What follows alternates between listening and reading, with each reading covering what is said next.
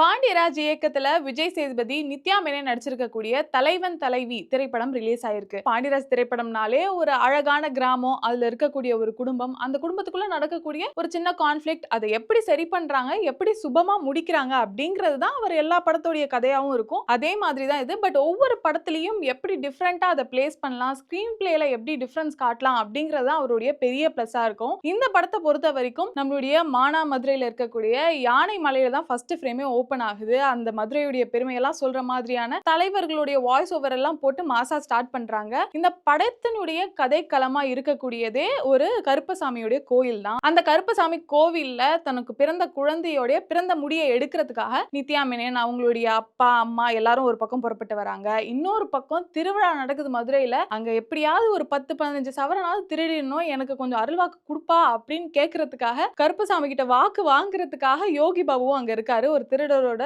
கதாபாத்திரமா தான் அவர் இந்த படத்துல நடிச்சிருக்காரு. இன்னொரு பக்கம் காளி வெங்கட் அப்புறம் நம்மளுடைய மைனா இருக்காங்களே அவங்களுடைய குழந்தைகள் 2 பேரும் அந்த குழந்தையோட பிறந்த நாளை கொண்டாடுறதுக்காக ஃபர்ஸ்ட் சாமி கும்பிட்டுட்டு போலாம்ப்பா அப்படின்னு அந்த கோயிலுக்காக புறப்பட்டு வராங்க. நமக்கு முன்னாடியே ரிலீஸ் ஆன அந்த பொட்டல மூட்டை அப்படின்ற பாட்டுல கொஞ்சம் கொஞ்சம் குலாவிக்கிட்டு இருந்தாங்க இல்லையா ஹீரோவும் ஹீரோயினும். அப்படி இருந்தவங்க எல்லாம் பெரிய சண்டையா நடந்து ஒரு 3 மாசம் கிட்ட பார்க்காம இருந்திருக்காங்க. சோ அந்த கான்ஃப்ளிக்ட், அந்த பிரச்சனைக்கான காரணம் தான் என்ன, அதுக்கப்புறம் அவங்க எப்படி சேர்ந்தாங்க, அவங்க சந்தோஷமா இருந்தாங்களா அப்படிங்கிறது தான் இந்த படத்துடைய கதையாவே இருக்கு.